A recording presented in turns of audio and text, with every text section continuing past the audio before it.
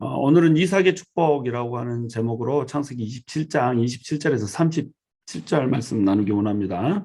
27절, 그가 가까이 가서 그에게 입맞추니 아버지가 그의 옷에 향취를 맡고 그에게 축복하여 이르되 내 아들의 향취는 여호와께서 복 주신 밭의 향취로다. 하나님은 하늘의 이슬과 땅의 기름짐이며 풍성한 곡식과 포도주를 내게 주시기를 원하노라.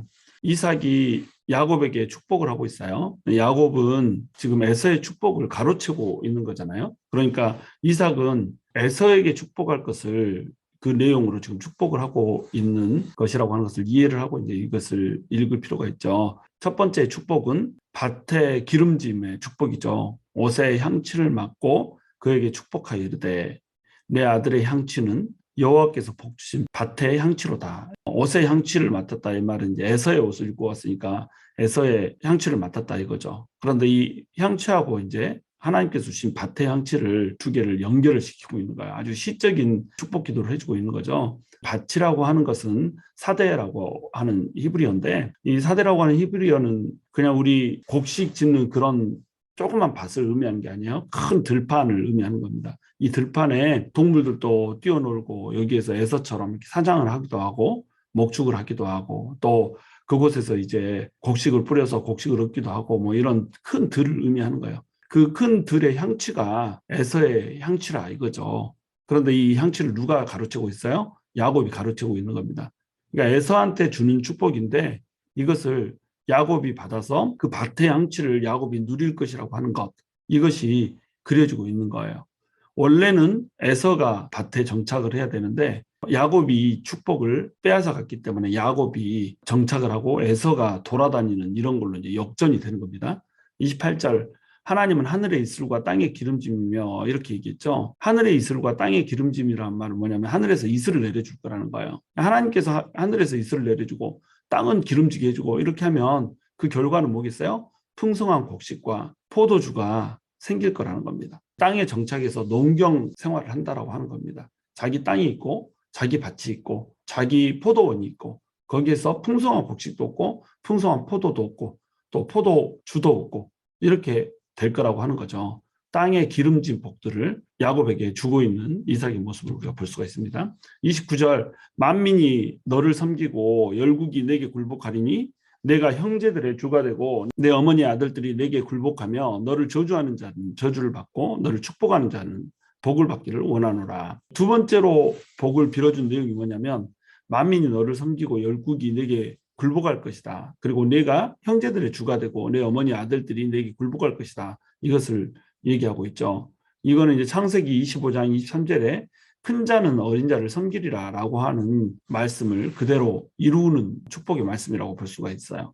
큰 자는 어린 자를 섬기리라. 이때 큰 자는 에서죠. 어린 자는 야곱이죠. 그러니까 이 축복을 통하여서 이 하나님께서 예언하셨던 신탁이 이루어지고 있는 것을 우리가 볼 수가 있는 겁니다.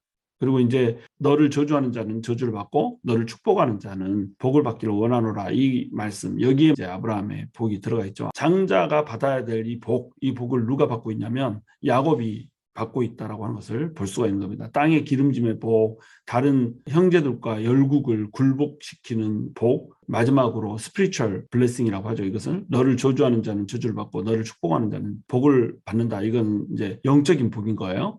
땅의 복과 다스림의 복과 영적인 하늘의 복, 이 세 가지를 지금 야곱에게 전부 부어주고 있는 이삭의 모습이 그려지고 있습니다. 30절, 이삭이 야곱에게 축복하기를 마침에 야곱이 그의 아버지 이삭 앞에서 나가자 곧 그의 형 에서가 사냥하여 돌아온지라. 자, 불과 몇 분 사이겠죠. 이삭이 야곱에게 축복을 이미 맞춰버렸어요. 축복을 다 해버렸어요. 그리고 야곱은 딱 나갔는데 그때 형 에서가 들어온 겁니다. 만약에 형 에서가 축복을 한참 하고 있는데 들어왔거나 식사를 하고 있는데 들어왔으면 어땠을까요? 바로 그 자리에서 뒤집어 엎었겠죠. 그런데 하나님의 섭리가 반드시 이루어지는 거기 때문에 하나님께서는 이렇게 하나님의 섭리대로 그 이끌어 가시면서 하나님의 뜻을 이루고 계시는 것을 우리가 볼 수가 있는 겁니다. 정확히 축복하기를 마치고 나니까 그때 에서가 사냥에서 돌아오잖아요. 그리고 이제 별미를 만드는 그 시간이 지나가고 있는 거라는 겁니다. 31절, 그가 별미를 만들어 아버지에게로 가지고 가서 이르되 아버지여 일어나서 아들이 사냥한 고기를 잡수시고 마음껏 내게 축복하소서. 무슨 일이 벌어지고 있는지를 에서는 알지 못하죠. 신나서 음식을 만들어 가지고 아버지한테 가서 일어나서 아들이 사냥한 고기를 잡수시고 마음껏 내게 축복하소서 이렇게 얘기하고 있습니다. 이삭이 에서에게만 축복할 의도로 내 마음껏 너를 축복하리라 이렇게 얘기한 것을 상기시키면서 마음껏 나를 축복하라고 얘기하고 있죠. 자기가 형이고 야곱이 동생인데 동생 야곱이 좀 복을 나눠 받아도 되지 않겠어요? 그런데 자기만 복 받겠다고 이렇게 마음껏 내게 축복하소서 이러고 있는 거죠. 32절 그의 아버지 이삭이 그에게 이르되 너는 누구냐? 그가 대답하되 나는 아버지의 아들 곧 아버지의 맏아들 에서로소이다. 너는 누구냐라고 하는 이 질문을 왜 했을까요? 방금 에서가 복을 받고 나갔는데 또 에서의 목소리가 나는 거예요. 야곱한테 너는 누구냐 물어봤을 때는 분명히 에서의 목소리가 아닌데 그리고 에서가 이렇게 빨리 돌아올 리가 없는데 에서의 목소리인 듯 아닌 듯한 목소리가 나니까 네가 누구냐 이렇게 이제 물어본 거죠. 눈은 보이지는 않고 귀에 들리는 소리는 에서 짝퉁 목소리가 들리니까 이제 너는 누구냐 확인차 물어본 거죠. 근데 지금 여기서는 분명히 에서 목소리가 나는 거예요. 에서인 줄 알고 축복을 줬는데 에서 목소리가 나니까 너는 누구냐 이렇게 이제 다시 다급하게 물어본 거죠. 그랬더니 에서가 맏아들 에서입니다 이렇게 얘기하죠. 맏아들이라고 하는 것은 항상 강조를 하죠. 지금 축복을 받아야 되기 때문에 장자의 축복을 받아야 되기 때문에 맏아들 에서입니다 이렇게 대답을 한 거죠. 33절 이삭이 심히 크게 떨며 이르되 그러면 사냥한 고기를 내게 가져온 자가 누구냐? 내가 오기 전에 내가 다 먹고 그를 위하여 축복하였은즉 그가 반드시 복을 받을 것이니라 이렇게 얘기했죠. 자 여기서 이삭이 심히 크게 떨며라고 이렇게 돼 있는데 이삭이 심히 크게 떤 이유가 뭘까요? 여기에 대해서 이제 조금 의견이 갈려요. 어떤 사람들은 지금 에서한테 복을 줬어야 되는데 야곱이 복을 가로쳐 갔으니까 분노로 심히 크게 떨었다 이렇게 이제 얘기하는 사람도 있고 또 어떤 사람은 이삭이 심히 크게 떨면 이것이 하나님에 대한 두려움 때문에 떨었다. 하나님께서 분명히 야곱에게 신탁을 줬는데 그 신탁을 잊고 자기가 자기 멋대로 에서를 편애해서 그것도 식탐 때문에 에서를 편애해서 하나님의 뜻을 거스리고 복을 주려고 했다가 지금 이제서 이제 깨달은 거라는 거죠. 저는 이제 후자로 보는 거예요. 하나님께서 뜻하신 바가 이것이고 자기의 의도와 자기의 계획과 시도와 상관없이 하나님께서 일하시는 이것이 갑자기 두려움으로 이제 몰려오면서 심히 크게 떨면서 이렇게 얘기를 하고 있는 겁니다. 내가 다 먹고 그를 위하여 축복하였은즉 그가 반드시 복을 받을 것이니라. 신탁이라고 하는 것은 반드시 이루어지는 거죠. 그리고 하나님의 이름으로 족장이 축복하는 것도 이때 당시에는 반드시 이루어지는 거예요. 취소할 수 없죠. 거둘 수가 없죠. 예를 들면 이제 여호수아가 가나안을 점령할 때에 기브온 거민이 속이고 와서 화친을 맺잖아요. 하나님의 이름으로 화친을 맺었단 말이죠. 그러니까 하나님의 이름으로 화친을 맺고 난 그 이후에 기브온의 전략이 탄로가 났단 말이에요. 그러면 이 기브온을 너네 우리를 속여서 하고 죽일 수 있는데 죽이지 못하고 어떻게 하죠? 자기 백성으로 받아들이잖아요. 근데 자기 백성으로 받아들이되 그들이 자기들을 속였다라고 하는 사실을 알았기 때문에 어떻게 하냐면 우리들에게 종으로 살게 될 것이라고 하는 이제 일종의 저주처럼 이렇게 주잖아요. 그러니까 화친을 맺은 거 이것은 화친 맺기로 했으니까 취소할 수가 없고 대신 다른 형벌을 주는 이런 식으로 이제 접근을 하는 겁니다. 그러니까 축복한 거 이것은 거둘 수가 없다는 거예요. 그런데 야곱이 속였다는 것을 이것을 알기 때문에 야곱에게 복은 복대로 이제 제쳐두고 너 이런 잘못을 했으므로 너는 이렇게 될 것이다 라고 저주를 할 수도 있었지 않겠어요?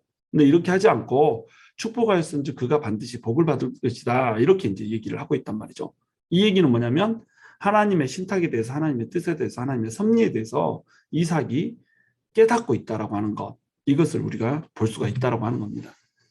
34절 에서가 그의 아버지의 말을 듣고 소리질러 슬피 울며 아버지에게 이르되 내 아버지여 내게 축복하소서 내게도 그리하소서 이삭이 이르되 네 아우가 와서 속여 내 복을 빼앗았도다. 에서는 막 소리 지르며 분노하며 울며 절규하며 난리가 났죠. 내 아버지여 내게 축복하소서 내게도 그리하소서 하고 절규를 하고 있습니다. 그런데 이삭이 내 아우가 와서 속여 내 복을 빼앗았도다 이렇게 얘기하고 있어요. 사실은 이삭은 에서를 축복할 수 있죠. 뭐 그 세 가지 복 말고 다른 복을 줄 수 없진 않을 거 아니에요. 그런데 그 복을 빼앗아 갔도다 이렇게 얘기하고 그냥 만다는 거예요. 이것도 이제 하나님의 그 신탁이 이삭에게서 깨달아지고 있다라고 하는 것을 우리가 볼 수가 있는데, 에서가 이르되 그의 이름을 야곱이라 함이 합당치 아니하니까 그가 나를 속임이 이것이 두 번째니이다. 전에는 나의 장자의 명분을 빼앗고 이제는 내 복을 빼앗았나이다. 또 이르되 아버지께서 나를 위하여 빌복을 남기지 아니하셨나이까. 에서가 이르되 그 이름을 야곱이라 함이 합당하다 이렇게 얘기하고 있어요. 야곱, 속이는 자 이런 뜻이잖아요. 그 이름처럼 그가 나를 두 번이나 속였습니다 이렇게 얘기하죠. 전에는 나의 장자의 명분을 빼앗고, 그런데 엄밀히 따지면 사실은 장자의 명분은 자기가 팥죽 한 그릇에 하나님의 것이 소중한지를 모르고 이렇게 팔아먹었던 거죠. 명백한 자기의 실수였고, 명백히 자기가 하나님을 가볍게 여기고 하나님의 것을 가볍게 여기기 때문에 온 것이었는데 남의 탓만 하고 있는 겁니다. 결국 자기 때문이죠. 에서는 하늘의 것을 소중하게 여기지 못했다라고 하는 것, 이것을 회개하면서 얘기를 해야 되죠. 그런데 화만 내고 있는 거죠. 37절 이삭이 에서에게 대답하여 이르되 내가 그를 너의 주로 세우고 그의 모든 형제를 내가 그에게 종으로 주었으며 곡식과 포도주를 그에게 주었으니 내 아들아 내가 내게 무엇을 할 수 있으랴. 이삭이 야곱에게 에서인 줄 알고 줬던 복들을 다시 얘기를 하고 있어요. 이 복 중에 이제 영적인 복은 빼고 얘기를 하고 있죠. 저주하는 자는 저주하고 축복하는 자는 축복하고 이 복은 빼고 에서가 좋아할 만한 것들 이런 것들로 이제 복을 나열하면서 이 복을 다 줘버리는데 네가 그렇게 좋아하는 땅의 것들 이런 것들 내가 줄 것이 뭐가 남아 있겠느냐 지금 이렇게 얘기를 하고 있는 거예요. 그러나 뭐 엄밀히 따지면 다른 형태로라도 복을 줄 수는 있을 거예요. 그런데 내가 내게 무엇을 할 수 있어야 이렇게 얘기하면서 자기 혈육의 정, 자기의 편애하는 그 사랑의 정을 지금 떼내면서 얘기를 하고 있습니다. 왜 우리가 이렇게 이제 봐야 되냐면 히브리서 11장 20절에 믿음장에서 이렇게 얘기하고 있어요. 믿음으로 이삭은 장차 있을 일에 대하여 야곱과 에서에게 축복하였으며 이렇게 되어 있죠. 이삭이 야곱과 에서에게 축복한 것을 믿음으로 축복했다고 그래요.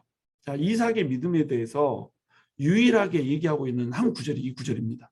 11장 믿음장에서 믿음의 선진들의 믿음의 행위에 대해서 쭉 나열을 하는데 유일하게 이삭에 대해서는 이것을 얘기하고 있어요. 믿음으로 이삭은 장차 있을 일에 대하여 야곱과 에서에게 축복하였다. 이 말씀을 보면 고개를 갸우뚱하게 된단 말이에요. 왜 그러냐면 야곱을 축복할 때 이삭이 믿음으로 축복했나요? 아니죠. 에서인 줄 알고 잘못 축복한 거잖아요. 속아서 축복한 거란 말이죠. 믿음으로 축복한 게 아니란 말이에요.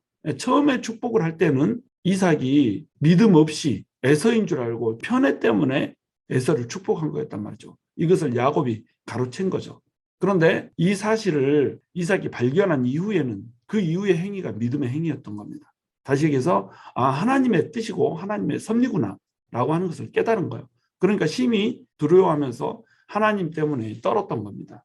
그러면서 이제 자기 혈육의 정을 끊어내고 하나님의 섭리대로 축복을 하고 있는 거예요. 이삭이 야곱에게 복 준 것, 이것이 하나님의 섭리다. 그러므로 야곱에게 준 복을 거짓말했기 때문에 빼앗아 갈 거야 이렇게 할 수도 없고 야곱에게 다시 저주를 줄 수도 없고 네가 거짓말한 것에 대해 이것은 책임져라 라고 하는 말을 할 수도 없고 하나님의 섭리 가운데 이것이 펼쳐지고 있기 때문에 하나님의 복을 야곱이 받는다라고 이렇게 얘기를 하는 거예요. 에서에게도 색다른 다른 축복을 줄 수가 있죠. 사냥을 하면서 아주 풍요롭게 살 것이다 이런 식으로 축복을 해줄 수도 있잖아요. 그런데 그렇게 하지 않는다는 겁니다. 야곱과 에서에게 축복을 하는데 하나님께서 정확히 에서에게 하고 싶은 말을 이삭이 하고 있는 것을 우리가 볼 수가 있단 말이에요. 그러니까 이삭은 자기 뜻대로 축복을 하는 것 같지만 사실은 하나님의 복을 빌고 있다는 거예요. 족장시대의 모든 복은 그렇습니다. 야곱도 자기 뜻대로 축복을 하는 것 같지만 12명에게 했던 야곱의 그 축복들이 그대로 이 역사를 통해서 성취가 되고 실현이 돼버리잖아요. 그러니까 족장시대의 축복이라고 하는 것은 축복하면 그것이 곧 예언이 되는 거였어요. 이삭도 마찬가지죠. 이삭이 야곱을 에서인 줄로 잘못 착각하고 축복했어도 그 축복대로 이루어지는 겁니다. 에서한테 복을 줄 때는 인간적으로 사랑하니까 그 사랑하는 정을 담아서 복을 줄 수가 있는데 그렇게 하지 않는 것을 우리가 볼 수가 있다는 거예요. 38절 에서가 아버지에게 이르되 내 아버지가 빌복이 이 하나뿐이리까. 자, 에서도 똑같은 얘기를 하고 있죠. 빌복이 어떻게 이거 하나밖에 없겠어요. 또 복을 빌 수가 있죠. 그러니까 나에게도 축복하소서 이렇게 얘기하면서 우는 겁니다. 내 아버지여 내게 축복하소서 내게도 그리하소서 하고 소리를 높여 우니 39절 그 아버지 이삭이 그에게 대답하여 이르되 내 주소는 땅의 기름짐에서 멀고 자, 봐보세요. 네가 살게 될 그 땅은 땅의 기름짐에서 멀다는 거예요. 기름진 땅에서 살지 못할 거라는 거예요. 이게 축복인가요? 저주지? 땅은 척박하고 내리는 하늘 이슬에서 멀 것이며 하나님께서 이슬을 안 내려주겠다는 거예요. 이슬이 없는데 어떻게 농사를 짓겠어요? 너는 칼을 믿고 생활하겠고 칼 가지고 다른 사람들을 공격해서 약탈해 가지고 산다는 거예요. 순 도적질해서 산다는 거 아니에요. 사냥하면서 살거나 다른 사람을 해치고 이렇게 사는 생활을 한다는 거. 완벽한 저주를 하고 있는 겁니다. 지금 내 아우를 섬길 것이며 하나님께서 큰 자가 어린 자를 섬길 것이라고 하는 그 신탁을 한 대로 그대로 이루어지고 있죠. 내 아우를 섬길 것이며 이렇게 돼 있는데 이것도 그대로 이루어졌죠. 주변에 국가들이 많았었잖아요. 모압도 있고 암몬도 있고 뭐 미디안도 있고 막 이랬죠. 이들이 이스라엘을 정복하고 다스린 기간이 있어요. 뭐 블레셋도 그렇고 주변 국가들이 이스라엘을 정복하여서 이스라엘을 식민지로 삼았었단 말이죠. 그런데 역사상 에돔이 이스라엘을 공격하고 이스라엘을 조롱하고 뭐 이런 역사는 있어도 에돔이 이스라엘을 정복한 역사는 없다는 겁니다. 왜냐하면 이 신탁 때문에 그래요. 아우를 섬길 것이다 하고. 그래서 이스라엘에게 에돔이 정복을 당하고 섬기는 이런 일은 있어도 에돔이 이스라엘을 정복하는 일은 일어나지 않았다는 겁니다. 하나님께서 계획하시고 하나님께서 뜻하시고 예언하신 그 일들이 그대로 이루어지고 있단 말이죠. 또 내가 매임을 벗을 때는 그 멍에를 내 목에서 떨쳐버리라 하였더라. 자, 내가 매임을 벗을 때는 이 말은 뭐냐면 율법에 매이는 것을 얘기하는 거예요. 나중에 다윗이 에돔 족속을 받아들여 가지고 그 에돔 족속이 유다에 이제 편입이 되잖아요. 유다 쪽에 편입돼서 율법을 공부하고 율법에 매여서 이렇게 산단 말이에요. 그런데 율법에 매여서 살다가 그 멍에를 이제 목에서 벗어버리는 때가 와요. 율법대로 우리는 살 수 없습니다. 우리는 이스라엘의 한 백성이 돼가지고 우리 살 뜻이 없습니다. 이러고 율법을 버리고 떠나서 자기 왕국을 다시 세우잖아요. 이것을 이제 얘기하는 겁니다. 그러니까 이들은 하나님의 나라로 들어올 기회가 주어져도 땅의 것들을 사랑하기 때문에 하나님의 나라에 들어오지 못하게 되는 이 모습으로 그려지고 있단 말이에요. 이스라엘 백성으로서 유다 지파의 한 부분으로서 이렇게 살 수 있는 기회가 주어졌는데 그 기회를 발로 차버렸던 거죠. 하나님의 나라 안으로 들어올 수 있는 기회를 자기 스스로 발로 차고 넘어갔다는 거예요. 왜? 땅의 것들을 소중히 여기고 하늘의 것은 아무것도 아닌 것으로 여기는 에서의 정서가 예돔 민족을 따라서 쭉 흐르고 있다라고 하는 겁니다. 자, 그래서 히브리서 12장 16절에서는 이렇게 얘기해요. 음행하는 자와 혹 한 그릇 음식을 위하여 장자의 명분을 판 에서와 같이 이렇게 얘기하고 있죠. 히브리서 12장 16절에서는 특별하게 에서에 대해서 얘기를 하는 겁니다. 이것은 뭐냐면 한 그릇 음식을 위해서 장자의 명분을 팔았단 말이죠. 이것은 일시적인 것을 위해서 영원한 것을 버렸다라고 하는 것을 의미하는 거예요. 장자의 명분이라는 것은 하나님이 주는 거잖아요. 장자의 명분 이 자체가 하나님으로부터 왔고 하나님의 영원한 것이고 결코 패할 수 없는 것, 이것이라고 하는 것을 상징하는 겁니다. 한 그릇 음식은 팥죽 한 그릇을 얘기하는 거잖아요. 이것은 일시적인 것, 먹고 나면 사라지는 것, 안 먹고 내버려두면 상해서 부패되어 없어지는 것, 이것이 한 그릇 음식이잖아요. 근데 이것을 위해서 장자의 명분을 팔아요. 이 말은 뭐예요? 지금 이 땅에 썩어져 없어질 것, 장차 사라질 것, 이것들을 위해서 영원히 사라지지 않을 하나님의 것들을 버리는 이 행위를 의미를 하는 겁니다. 요렇게 살지 말라는 거예요. 요렇게 사는 자가 어떤 자다? 망령된 자라는 거예요. 영원한 것을 위해서 살지 않고 일시적인 것을 위해서 사는 것, 그것이 망령된 행위라는 겁니다. 17절 너희가 아는 바와 같이 그가 그 후에 축복을 이어받으려고 눈물을 흘리며 구하되 버림바가 되어 회개할 기회를 얻지 못하였느니라. 여러분, 회개에는 때가 있는 거예요. 내가 무엇인가 잘못했다. 일시적인 것을 위하여서 영원한 것을 버렸다. 회개해야죠. 근데 이 회개할 때를 잃어버리면 축복을 이어받으려고 눈물을 흘리며 구해도 때는 이미 늦었다는 거예요. 회개에는 때가 있고 지금이 회개해야 되고 은혜를 구해야 될 때라는 겁니다. 우리는 일시적인 것을 영원한 것과 바꾸면 안 돼요. 지금 이삭을 통해서 야곱을 향한 축복이 주어지고 있는데 이것은 원래 에서에게 갔어야 되는 축복이잖아요. 그것을 야곱이 가로채고 있고, 야곱은 아주 사기꾼이죠. 이름 뜻 자체가 사기꾼이죠. 이름 뜻 자체가 사기꾼인데 이삭의 축복을 받는 이유가 뭔가요? 하나님께서 뜻하셨기 때문에 하나님의 섭리 가운데, 하나님의 택정 가운데 복을 받고 있어요. 그러나 그 하나님의 뜻하심이라고 하는 것, 이것이 현실에서도 고개를 끄덕일 수밖에 없게 이루어지고 있다는 거예요. 야곱은 비록 그 사람 자체가 사기꾼이고 남자의 매력이라고는 찾아볼 수 없는 이런 사람이지만 그래도 하나님을 앙망하는 게 있단 말이에요. 하나님의 것을 소중하게 여기고 하늘의 것을 소중하게 여기는, 어떻게 해서든 하늘의 은혜를 받고자 하는 이런 열망이 있단 말이죠. 하나님께서는 이 열망을 보고 야곱을 복주고 계시는 겁니다. 하나님께서 택정하셨기 때문이기도 하지만 현실적인 얘기하는 거예요. 현실적으로는 야곱은 그러한 강점을 가졌던 거예요. 그런데 이 에서는 하나님의 것도 아무것도 아닌 것처럼 여기고 하나님도 아무것도 아닌 것처럼 이렇게 여긴단 말이에요. 하나님도 하나님으로부터 온 것도 다 가볍게 여긴단 말이에요. 그것 때문에 지금 모든 축복을 다 빼앗기고 있잖아요.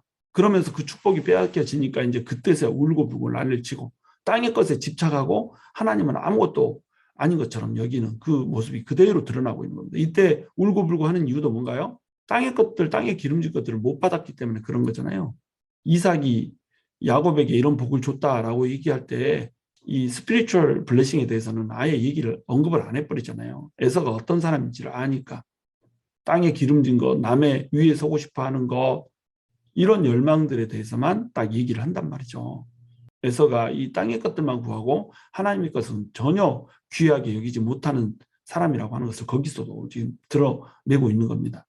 자, 우리가 하나님을 앙망하고 하나님 것을 소중히 여기면 우리는 원래 받지 못할 축복도 받게 될 거예요. 그러나 우리가 하나님 것을 소중하게 여기지 않고 하나님을 가볍게 여기면 원래 받게 될 복도 빼앗기게 될 것입니다.